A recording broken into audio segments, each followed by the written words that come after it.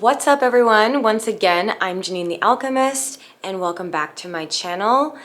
Welcome back to another episode of Simple Symbolism. Now I thought it was important to get back to basics. I wouldn't be Janine the Alchemist if I didn't actually share with you some really more important alchemical symbols. So if you came to this video to learn about the chalice or the cup or the goblet or the Holy Grail, then you've come to the right place. So it's not at all about what we are doing or saying, but it's rather about what we hold. The chalice is an old symbol. It usually shows up when we're talking about something feminine. Feminine because the goblet or the chalice is empty on the inside. A goblet is like the womb, kind of like how it's a container, so it's a feminine symbol. It's a receptive symbol. And what do you fill it with? Kind of like how you fill it, your womb is filled with the waters of the womb, which is the space and the portal from which life comes. So in another way, if you see this coming up in many different contexts, including alchemical symbolism, it often can be a feminine, receptive container for emotional or spiritual things. So if I could stand up, I would show you, I would hold it. It's kind of like the triangle of the womb, but it also is of the heart. And in some cases, in alchemical symbolic, illustrations, you might see it in the head, because it also, like I said, it has to do with receptivity and a physical form for that spiritual water. Now, if we're talking more about Christian mysticism, then of course it transforms into the Holy Grail, which is filled with Christ's blood, which I think is very interesting, seeing as wombs are usually what bleeds in nature, and it's just an interesting thing I see in Christianity where they turn a lot of feminine symbols into something masculine.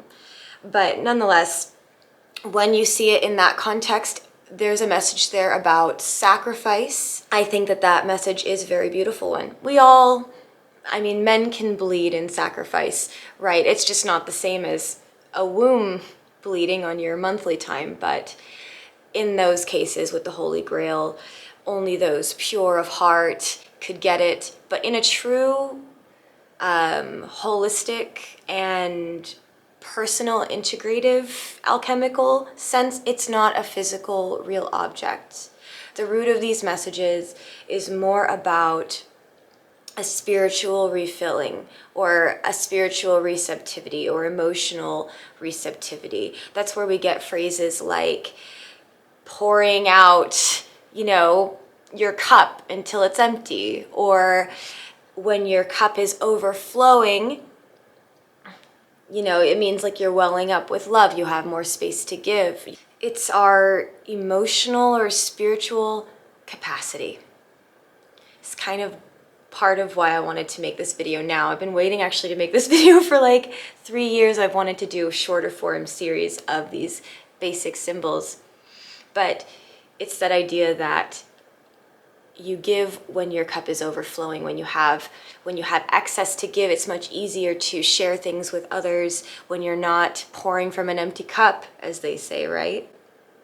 But right now I'm rather pouring from the overflow after replenishing and taking care of my own stuff, and thus having the space to give back to you now by talking about a symbol that I think is really cool. It's also associated with, like I said before, it's the heart, but it's associated with the suit of hearts in card games or in the tarot. So in the suit of hearts in a basic card deck, it is the symbol, each of those suits, the spades, the hearts, the clubs, they all have an economic meaning. And the heart represents a correspondence. It can be connection, bonds, how we come together and drink our cups together in communion, how we eat and we eat and we drink and we converse, we are receptive with those we share our spaces with and that we have community with. It can be love, compassion, vulnerability, openness. If you see a cup perhaps in a movie, perhaps poured out, maybe something emotional has spilled over and there is some sort of grief, some sort of loss. So sometimes when people work with the symbol of the chalice, when they're working with different elements or they're journaling, sometimes it can relate to messages about ancestry and grief. So as a brief overview, if we're looking at it in its older form, in the feminine aspect, it is a symbol of receptivity, a place where, of like the womb, where the spirit becomes formed. And if we're talking about the Holy Grail or something of that sort of vein, it's talking about a heart pure enough to hold something so sacred. Maybe there's even a conversation about devotion with the heart, which you're gonna, in my opinion, you'll see a lot. A symbol of transformation and of divine mystery. Now, you've heard me talk a lot about water. Water in symbolism, so of course it's going to come up with this being a cup, being a goblet, a chalice that you fill with water or wine or blood, depending on the context that you're researching this in. It also can symbolize an ancient memory, subconscious grief, or as water is healing, a healing of those things, a healing of the griefs in the heart space. So I'd love for you to leave below in the comments in what context were you researching, or do you just like to watch me and my channel? That's fine with me too. But if you were looking this up for a specific purpose, I would certainly love to know what that was. It's very interesting to me. And I hope that you enjoyed this video, and I'll see you in the next one. And leave below any other symbols that you want me to cover, and I'd be happy to give it a try.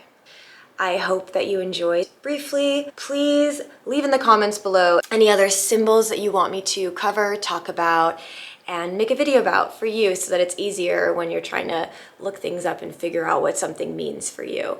So I don't know everything, but I do know a lot about a few things. So of course, that's where I'm here, to overflow it and give it back to the internet. All right, see you next time. Bye. For those of you who are still here for the outro, thank you to everybody who purchased the shadow work book, and for any comments and any way that my shadow work videos has helped anyone's process. This has taught me so much about myself, about people, and about how I can share with you guys. So thank you to everybody, and I'm glad that my videos and my shadow work ebook have been helpful to you. Thank you to everyone who has purchased a shadow work ebook. And right now, it's your lucky day, everybody. The price is down $7. I've been waiting for this moment to kind of lower the price and just kind of make it more accessible. So grab it while you can. $7. See you in the next video. Bye.